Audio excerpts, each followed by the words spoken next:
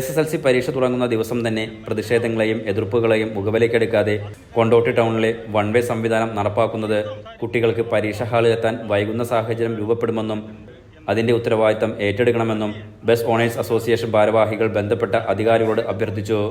ഇത്തരം ബുദ്ധിമുട്ടുകൾ ഒഴിവാക്കുന്നതിനു വേണ്ടി ട്രയൽ റൺ ഓടിക്കുന്നത് മാറ്റിവെക്കണമെന്നും അവർ ആവശ്യപ്പെട്ടു.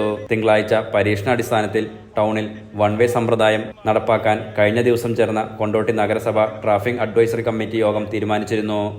ഇതിന് സർവകക്ഷി പിന്തുണ ഉറപ്പാക്കാനും TV ഇബ്രാഹിം MLAയുടെ നേതൃത്വത്തിൽ ചേർന്ന കമ്മിറ്റി യോഗത്തിന് കഴിഞ്ഞിരുന്നു.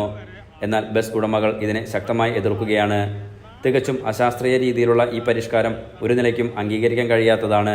RTA അനുമതിയില്ലെന്നും ബസ് ഓണേഴ്സ് അസോസിയേഷൻ സംസ്ഥാന പ്രസിഡന്റ് PK മൂസ ആരോപിച്ചു.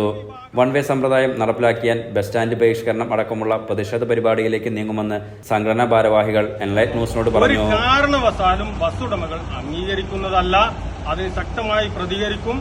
അതിന് ഞങ്ങൾ ഒരു കാരണവശാലും അങ്ങനെ സർവീസ് നടത്താനും കഴിയില്ല. കുണ്ടോട്ടിയിൽ ഞങ്ങൾ ബസ് സ്റ്റാൻഡ് ബഹിഷ്കരിക്കുക, സമരമടക്കമുള്ള മുറകൾ ഞങ്ങൾ ആവിഷ്കരിക്കുന്നതാണ്. സ്വകാര്യ ബസ് ഉടമകളെ സംബന്ധിച്ചിടത്തോളം സ്വകാര്യ ബസ് വാങ്ങാനുള്ള അധികാരം മാത്രമേ ഉടമയുടെ അടുത്തുള്ളൂ.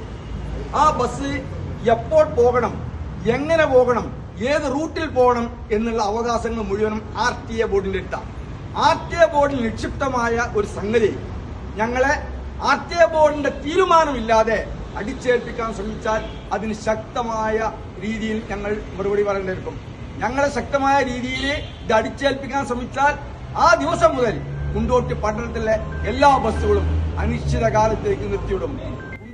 ന്യൂസ് കൊണ്ടോട്ടി. കേരള ഹൈക്കോടതി